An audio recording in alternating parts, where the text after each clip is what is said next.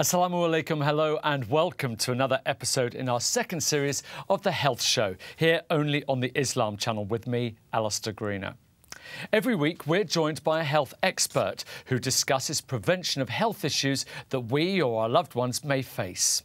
Many of these issues are caused by an unhealthy lifestyle, so we're going to look at how you can change your health and lifestyle for the better.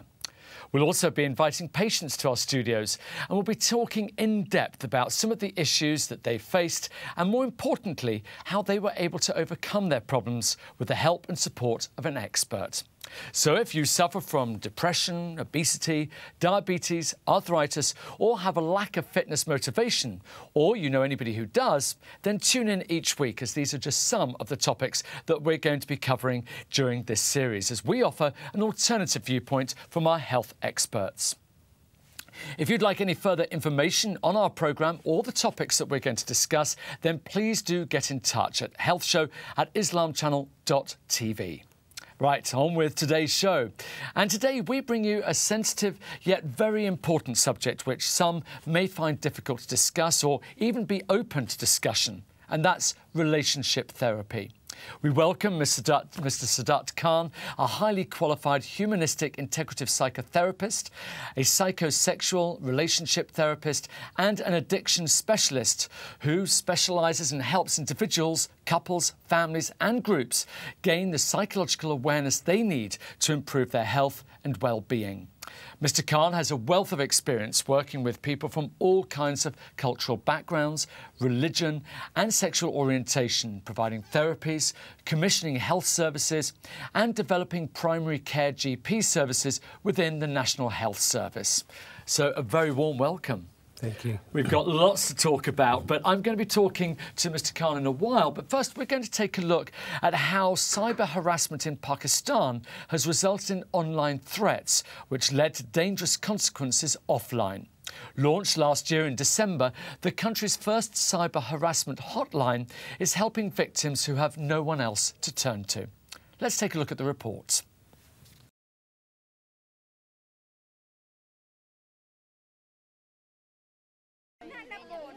The death of social media star Qandil Baloch last year stunned Pakistan, and the fallout is still being felt today. Her brother confessed to strangling her in a so-called honor killing. At the time, many feminists spoke out in protest, only to receive online death threats in return. For Nigat Dad, a lawyer specialized in digital rights, this was the trigger to start the country's very first cyber harassment hotline.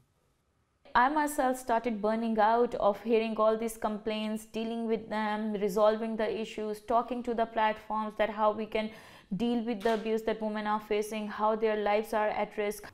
Since its debut in December 2016, the hotline has mostly dealt with cases of blackmail with nude photos, either real or photoshopped. But in this conservative, patriarchal society, for some women, just having an online presence can be dangerous.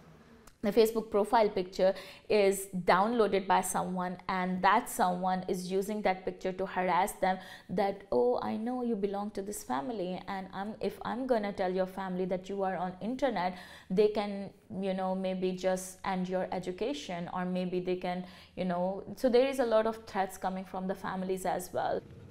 In Pakistan, where women are frequently the target of honor killings, acid attacks and abuse, online threats can easily translate into real-world danger. Iman experienced this firsthand after organizing a protest at her university to break the taboo around menstruation. She and her friends started receiving rape threats, and their personal details and photos were posted on several religiously conservative websites. So every time I used to sit in a car, I used to look around all the time. Oh, there's a motorbike passing by me, or are they going to pull out their gun and shoot me? Because you don't know. In this country, you don't know what limits you've crossed. What are the limits? Because they kill you for everything, every little thing. She was one of those who pushed Nigat to start the helpline, citing the difficulty of reaching out to family in such cases. As for the authorities, they are often seen as inefficient and untrustworthy by the victims. So we try to motivate them that you should go out, you should try to seek their help because that's what they're there for, and if you don't go to them, they will never feel the pressure to start working to help you out. Under Pakistan's 2016 cybercrime bill, online harassment is punishable by fines and prison sentences. In its first month alone, the hotline received 100 calls. But in a country of over 30 million internet users, the team is already planning to expand to try and help as many victims as possible.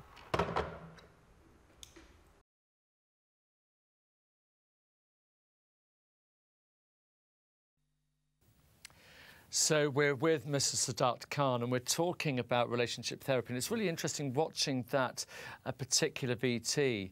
Social media is now so much a part of our everyday life. It must be affecting our relationships too.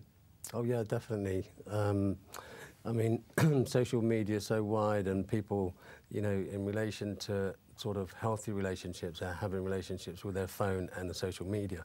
That's one side of it. But the damage it causes is sort of personal, and also within the video that we just saw, the impact it has is like, you know, people live in fear, you know, fear and anxiety, and withdrawal of society, and, you know, the impact it has on relationship can be devastating. And obviously, as we saw there in the VT, it was having, as you said, a huge effect on the people we saw being interviewed. And one of the things that does strike me, though, that at least the authorities are responding, or people are responding with some form of help. And that's really where relationship therapy comes in, so the fact that there is actually help for people who are having difficulties with their relationship. Yeah, I mean, communication is number one, the number one sort of area that gets affected or is affected within relationships. You know, if two people aren't communicating together and can't say, you know, talk about their feelings and what's going on for them, and, you know, and sort of their experiences, then it sort of lays the ground for an unhealthy relationship, because two people are separate from each other. So just let's start from the very beginning. What exactly does a relationship therapist do?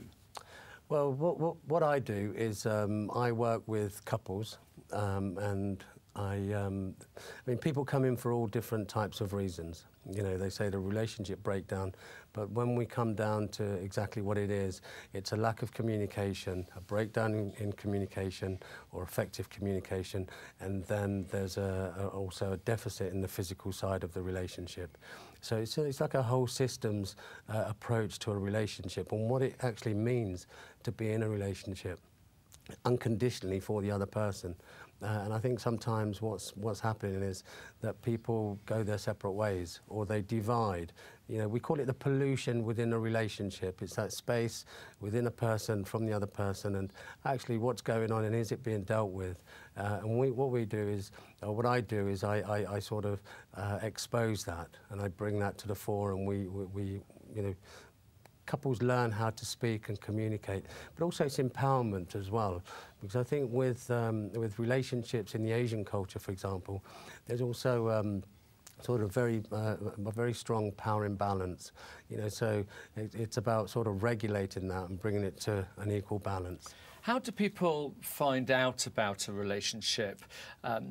Counsellor, therapist, you know, do they get referred to you? Do they look you up online? I mean, how does that normally happen? Well, nowadays, I mean, psychotherapy counselling is quite broad. I mean, it's well advertised and it's on the increase. So what I mean by that is the taboo and the stigma for counselling psychotherapy to seek help is slowly reducing, and people are coming through. Online access is quite fast these days. Plus, also you could be referred via a GP as well. The NHS provide a specific service for counselling psychotherapy, but there is a waiting list for that.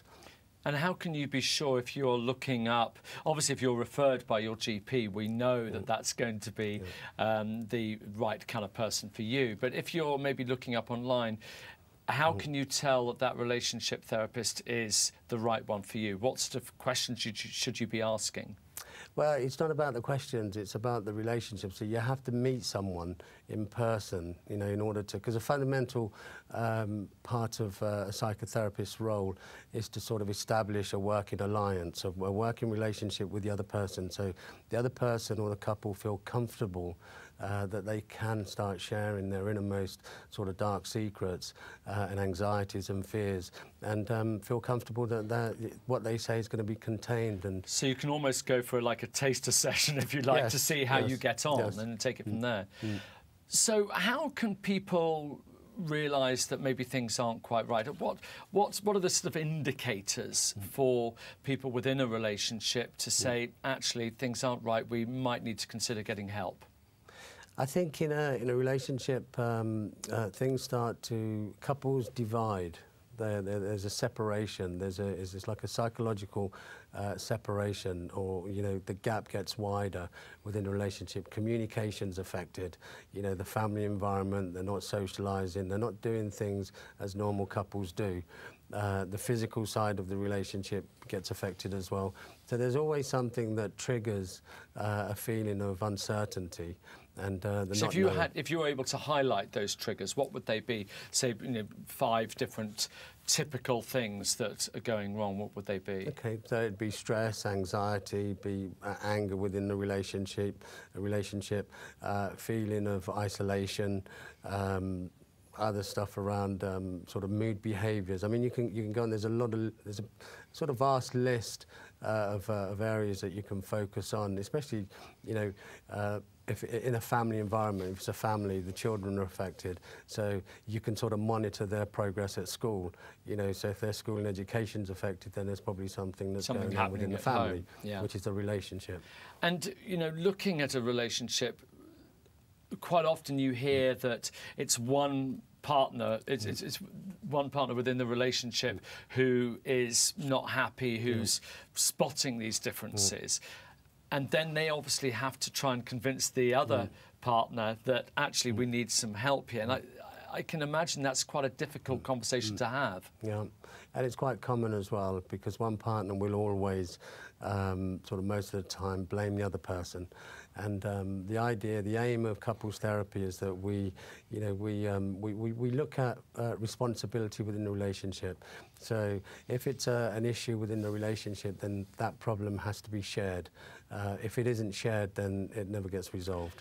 If somebody is in that situation at the moment who's watching and they think, I'm finding it really difficult to speak to my partner, there are some of the issues that you mentioned, are they able to go to a therapist by themselves to get some guidance about how to approach it at home first? Because they might have difficulty getting their partner to recognise the problem and indeed come for help. They can do, but obviously in the sort of context of the Asian culture and the religion, it might not be feasible for, say, a woman to contact and go and see a psychotherapist. So, but they can. But if it's a relationship problem or an issue within the relationship, then that needs to be addressed with the couple.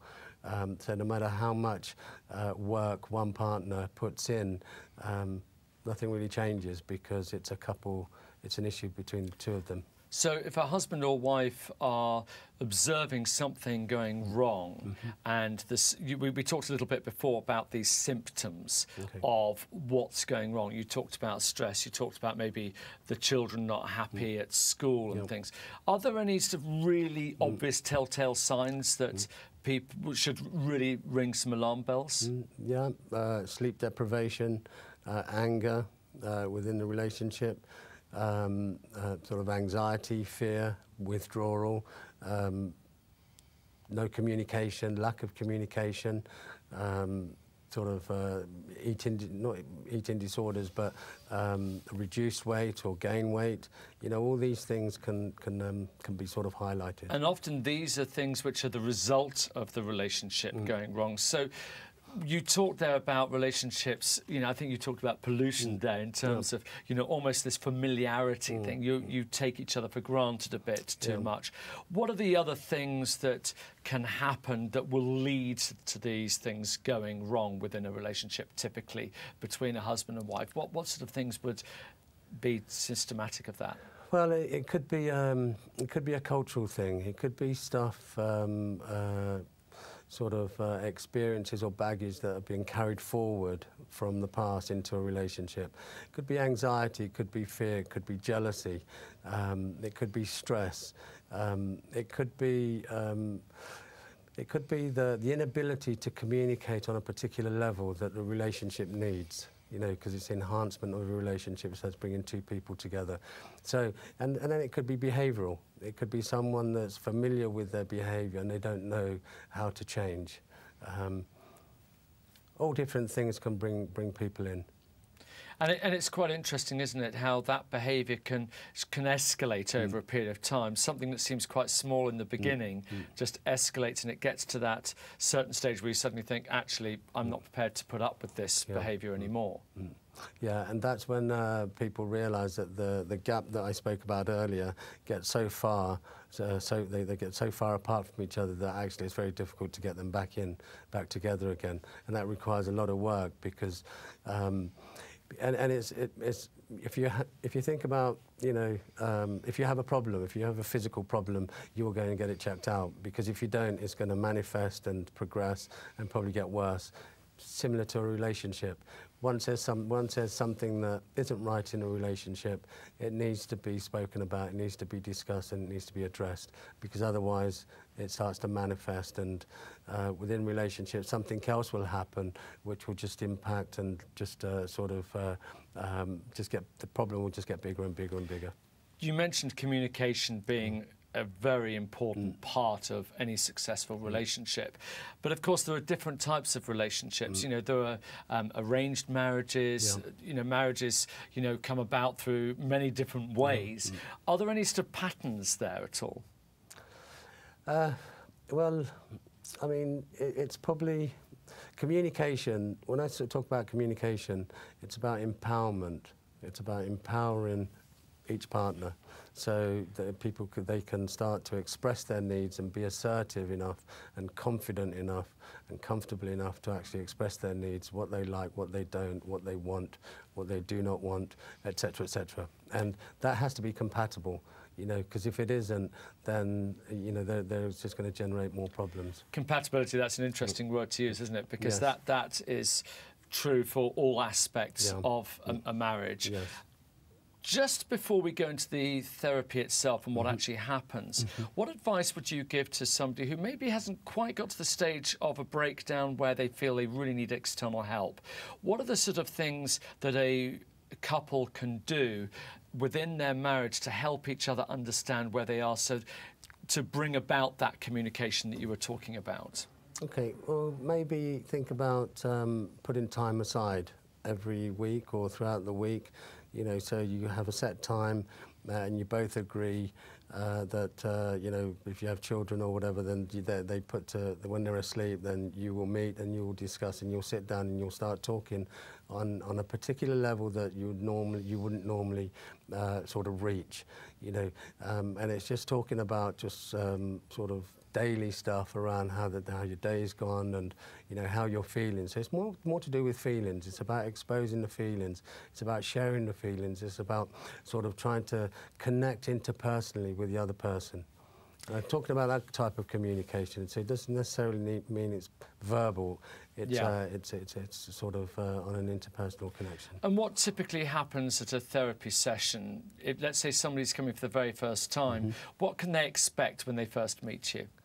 Well, they can expect to be anxious, because likewise with the therapist is when I meet someone for the first time, I have an element of anxiety as well, because I've never met that person. I may have spoken with them on the phone, because I tend to do that. I speak with my clients before, and they get a sense of actually who I am on the phone, and we sort of start that relationship building from that point. When they come in, it's an open space, it's a safe space, it's confidential. So what that means is that anything discussed in the room doesn't go outside of that room unless it's consented. So they have to consent for information or for other people to get involved in their treatment. Otherwise, it's purely confidential and it's their time and space. And I presume, again, as we discussed before, people can just come for one session, see how they like it. Yeah. But then if they do feel comfortable talking with a professional such as yourself, how long would a session last and how many sessions are typically required? A session lasts for 50 minutes, an individual session, but a couple session I stretch to 1 hour. Sometimes it depending on the couple, the client, you know, I may stretch that a little bit longer to 1.5 hours, depending on how long the assessment takes. When they come in, it's all dependent on how quickly they respond to the treatment, to the therapy, how motivated they both are, and how equal they are to their motivation. Couples therapy can last probably anything from, say, 6 to 12 sessions. That's all dependent as well. It depends on the intensity of their problem. And looking at a relationship, sometimes people might feel we've just got to a point where we're not sure that actually we can make this work. That must be a very difficult scenario to be faced with. It is and it isn't. It's one of the two, because I've grown to learn that my treatment, my therapy. I mean, I'm you know, when people come to see me, I'm of the belief that actually there are different possibilities, different outcomes. So if a couple separate, you know, then that's an outcome for me as well, and it's probably an outcome, a good outcome for the couple as well, because but that obviously within the Muslim community, that's obviously a very challenging one to have to face. It is, but at the end of the day, I think ultimately, if they've exhausted all means of sort of relationship building, and they come to a place where actually say they can't go on, then you've got two people who are very unhappy with their lives, and you know, the way I see it is the best way forward for them, and they make that decision. I don't make it for them, but they both come to a place, an equal sort of playing field, and an understanding that actually we both need to go our separate ways because it's too damaging to stay in this relationship. Another interesting scenario is the couple who have been together for a long, long time. It's almost a habit rather than actually being in love again. So are you able to sort of give guidance on how to put that little bit of zing back into a relationship? Or is it a case of sometimes, you know what, they're actually just staying together because it is habit, because it is convenient, because, you know, it's just what they're used to doing? Yeah, I mean, what I do is I delve down to find out why the zing has gone out of the relationship in the first place. And then what we do is sort of build up from there. But yeah, most of the time when the couple comes in and the zings come out of the relationship, it's usually the physical side of it. You know, so, you know, there's a program that they follow. I will give them a program, and you know, they will go home and they will build on that. We talked about compatibility before, and obviously there's compatibility across the range of issues that any married couple will have. How important do you think for sustainability within a relationship compatibility is, you know, whether it be emotional, physical or whatever? Well, I think it's very important, and you know, if you don't have compatibility in a relationship, then you know, you've got two different people who live in two possibly separate lives and no understanding between the two of them. And it has to be compatible within different areas. And I think also the compatibility is also about, it's about going to places where you don't normally, you're not very comfortable with, but you will do, you know, so like I'm talking about interests and stuff, you know, it's about if you don't want to go to but to go and see a movie because you don't like the movie, then, you know, you have to sort of come halfway and compromise. A really difficult one is when there's trust gone within a relationship. Maybe there's been unfaithfulness, maybe there's just been something which has caused a breakdown in trust. How do you deal with that? It's a real challenge. It's a real challenge because fundamentally it's about the partner that's been betrayed. You know, it's for that partner to come to terms to resolve that, you know. But what we do in couples therapy is we do work on what we call disclosures.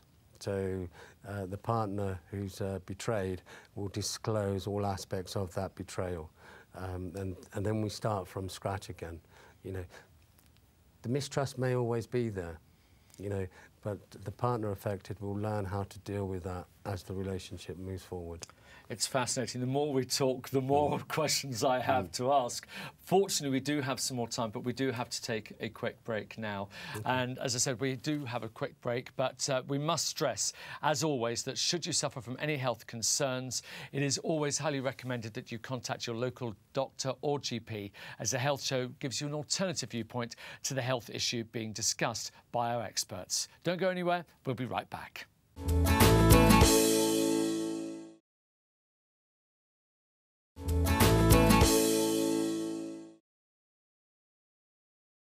Welcome back to the Health Show, where our topic today is relationship therapy. So far, we've discussed the reasons that couples seek help and the treatments available.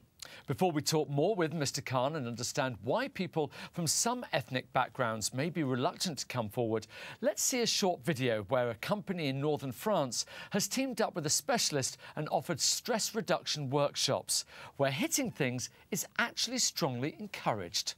Let's take a look.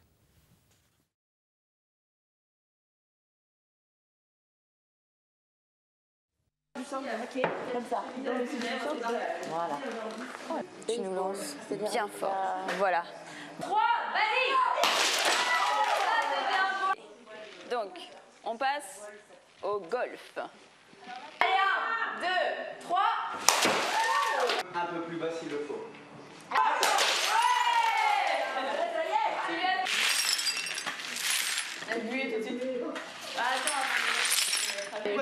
Ils ont tous des problèmes dans leur vie. Il est même assis moi. Et donc tu me prends 15. Je sais que Gaël, il a kiffé le vase. Je ne vais pas lui prendre. Au risque d'avoir... Bien là, je mets ça qui va être intéressant. De retraite. Expulser en se concentrant sur quelque chose de précis. Comme ça. Je viens de recevoir...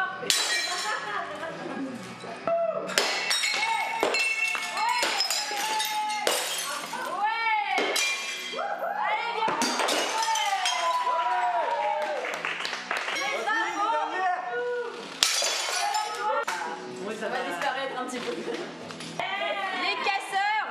Ouais, c'est qui les plus forts? C'est nous. Allez, c'est qui a tout cassé? C'est nous. Tac. Vas-y.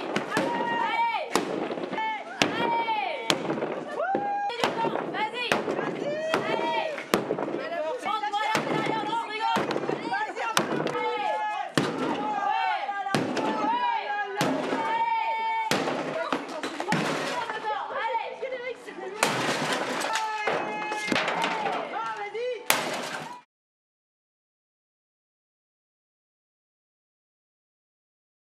Well, Mr. Khan, that was fascinating to watch, because we saw people deal with frustration. And actually, joking apart, frustration within a marriage and a relationship is a really difficult one to deal with. Would you recommend that kind of way of dealing with it, or have you got other suggestions?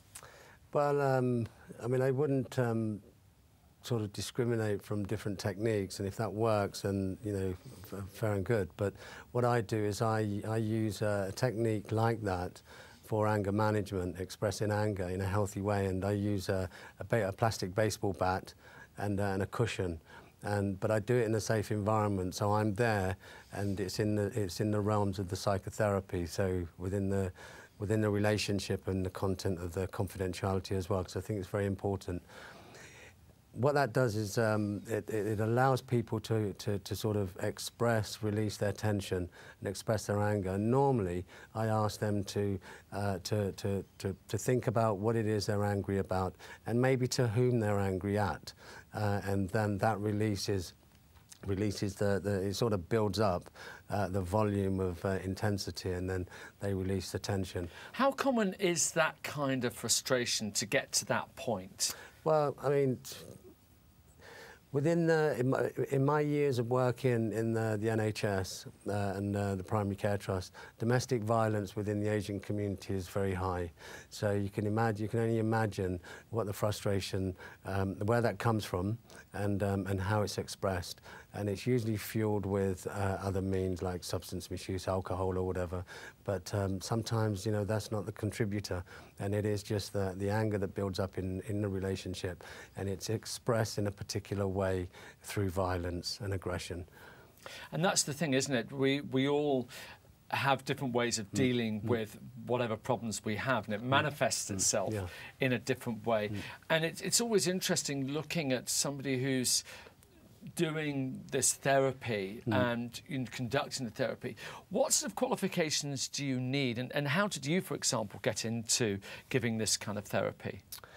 I mean, the qualifications you need, you can go two routes. You can go via a training body, a training organisation where you have to do a foundation, a certificate, a diploma, an advanced diploma. So it's usually about 3.5 years. Or you can go down the university route and do an MA. So it's usually about 4 years training, but within that, the criteria is that you have to do face-to-face consultations, and you have to accrue so many hours before you go on to sort of fully qualified. I'm a great believer in experience really helping when you're trying to help other people if you've been there yourself. And when we look at your life, you have a lot of experience to draw upon. Yeah, I mean, I was the second generation of sort of Asians in this country. I went through the racism era when it was rife in the UK.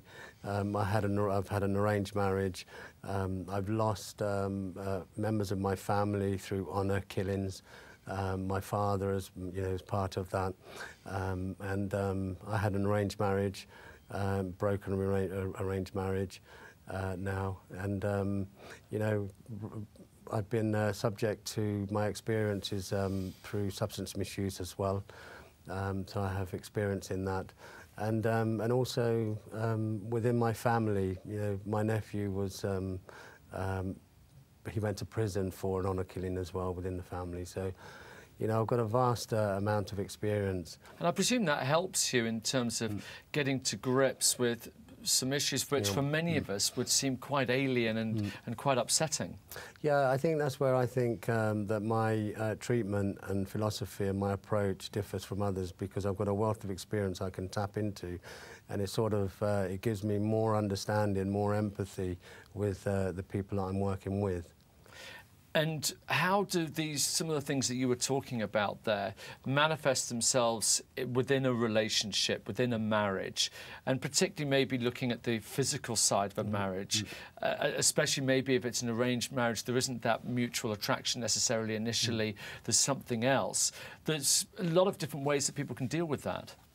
Well, I mean, you could open it up into sort of different facets, but the physical side of a relationship, if one partner has a problem, physically, that's going to impact on the relationship. Normally, sort of the issue or the area that keeps it sort of manifesting and keeps it going is anxiety. So anxiety around maybe performance, anxiety around sort of dysfunctions, and anxiety around who they are and how they need to be within the relationship. And there's massive peer pressure. We started the whole programme talking about social media. And never so much as today have we had role models that we're supposed to live up to, whether it be physically, emotionally, or however. And as a result of all of that, the pressure has never been greater on individuals to be the ideal husband, the ideal wife, and performing in every way that society expects us to. I mean, social media is it influences a lot of people's lives.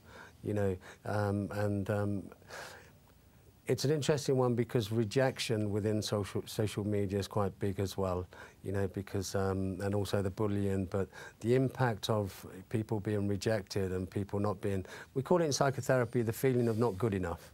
And that goes all the way down onto a real deeper level, deeper unconscious level, and that may be triggered all the time, through peer pressure, through how to look and how to be and how to behave and who to be with and where to go, and in regards to what to eat and how to eat it. We're driven by things that we read through and see through social media. And of course, for men and women, there's different types of pressure, but probably equal pressure. And then, of course, you have the aspects of the Asian and Muslim communities. Within that, is there any more pressure, do you think, for men or women? Well, I think there is, because especially over here in the UK, men and women, they use social media. The impact may be different because if a female is using social media, then it might be regarded as actually, it might tap into the male partner's jealousy and restrictions, which may cause more problems within the relationship. And sometimes I think, we are just seen as objects. And then we're regarded as objects, and our lives are driven by actually things and people we see. And coming back to men again, there's this stereotype that men are less open to talk about their problems, they're less communicative than women. Is that something you would agree with, or is that a little bit of folklore? If you talk about, if you generalise it, then it's a stigma that men are closed. We're close to sharing our feelings. There may be an element of truth in that. But there's also within the Muslim community something to do with pride as well, that I can't go to see someone or I can't talk about my feelings. They have to be swept under the carpet. Otherwise, if the community and the next door neighbour finds out, then it brings shame on the family that, that there's a sort of defect in the family or in the house. And certainly when it comes to bravado, that's a massive issue. Yeah. And when we talk about prowess, as we often do amongst men, that can be real pressure that, a man feels maybe backed into a corner, that he can't talk to somebody about it, but has to put on this front. And that must be difficult to maintain. It's very difficult. It's like going against what we call a true self and a false self. And we have to, and they end up living, the full self as a result of the pressure from the community and their culture.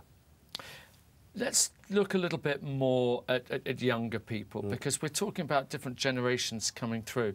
What typical age do you see couples? Are these couples sometimes at the early stages of their marriage, or is it tending to be later? Because obviously younger couples have different issues maybe, and certainly they're probably more likely to be affected by social media. I'm seeing more frequent younger couples coming in, because I think the realisation is that actually there's a problem here, and if it isn't resolved, then we need to do something about it.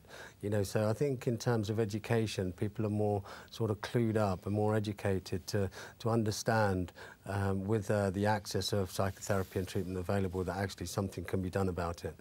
But then again, on the flip side of that is I see couples, in their 40s and 45s and stuff. So it can vary. It can vary. Let's talk about some of the success stories. We've been talking a lot about things going wrong and not being able to meet expectation things. But as a result of therapy, what are some of the success stories maybe you've got? Obviously maintaining anonymity, but giving us an idea that therapy is valuable and can work. Okay. Couples come in. They come in with maybe it's a physical problem, physical issue. So limited sort of activity in the bedroom, which is equally important as, the other side of a relationship or marriage. And they'll come in with that particular issue, and it will always be one partner's fault or responsibility. Then what transpires normally is that, other stuff comes out, and then it becomes a sort of unified sort of move, really, into actually, what responsibility each partner plays. What happens after that is they go away and they practice certain things around communication, but also the physical aspect of the therapy, and then they come back and then they talk about that. Talking about it is very important, because they need to expose that and need to share that in a comfortable way, to actually talk about their innermost sort of dark secrets and stuff, and anxieties and hang-ups, really. It must be an amazing experience for you to have a couple who are maybe on the verge of a marriage breakdown, to then see them sort of going off into the sunset together, and having worked with you, that actually their relationship is restored, and they're going to go into a long and fruitful relationship into the future. Yeah, I mean, that's the rewarding part of my role, my work. you know, to see people actually develop and grow. And growing emotionally and develop into a place, you know, that they're comfortable with, that they can manage, you know, their relationships and their individual lives as well. And do people ever come back, say they've been treated, it's worked out, it's okay, but then they've slipped back into their sort of old habits and things, and they've come back for help? Has that happened? To date, I haven't had a couple come back, but I have had individuals. You know, so, and that's really positive as well. You know, that's part of the rewarding part of my role as well, that actually someone can come back and say, do you know what, I'm struggling, and this is the issue, and then we'll work specifically with what they come in with. I thought it was really interesting earlier on when you said that the problems, anxiety manifests itself maybe physically in the bedroom, maybe elsewhere in the relationship. And actually some of these fundamental issues that people have, which are deep-rooted, can often be the cause of things which would seem unrelated otherwise. Yeah. I mean, anxiety is the key, really, you know, in everything. But anxiety, people don't realise that anxiety is a healthy feeling. It's just like anger. I wanted to just go back to that anger as well. Anger is a healthy feeling. People don't realise that. People think it's aggressive. It's a healthy feeling if it's expressed in a particular way. Anxiety drives and affects the physical side of the relationship mostly. Also affects the communication, because for whatever reason, and the imbalance, we talked about the power imbalance, if one person isn't comfortable enough to talk about their anxieties, they will hold that, and it just gets bigger and bigger and bigger. And then it manifests into physical reactions, sort of panic attacks, tight chests and stuff like that. I want to come to some practical elements of this. And for example, again, there might be somebody watching who's finding it really, really difficult to get their husband or wife to come to terms with the fact that there is a problem and that the relationship needs help. What sort of guidance would you give that individual to move ahead? I would first and foremost encourage the partner to talk to their partner, you know, to identify the problem, and or maybe just sort of you know, do some research locally, because there are quite a few websites and directories available that you can go on locally and say sort of psychotherapist, and then you can trawl through and read their profiles. Do the research and then present that to the partner. But I think also if the partner is in denial and doesn't accept that there is a problem, then you know you're just going to hit a brick wall all the time. But I think mostly, or what you could do is you could do the research, call the therapist, and then ask the therapist to maybe be available for consultation over the telephone or something. And do you think that denial is a little bit greater or less great within the Asian and Muslim community? I think it's greater. I think it's greater, and I think it's influenced by pride and respect, and their position in the family, position in the relationship, and position in the community, and how they may be perceived by others. And the other issue, of course, is for Muslim women who maybe come from a background where communicating outside of the family is a real taboo. You know, that's another challenge, isn't it? Yeah, yeah, because there's severe restrictions on how far you can go. I mean, I'll give you an example. I had a couple, a Muslim woman, she called me for therapy. She said that we've got a problem within our marriage. And fine, I spoke with her and she was happy, booked an appointment. She said, I have to speak with my husband. And I said, okay then. Spoke with her husband was okay, booked an appointment, and then they cancelled at the 11th hour,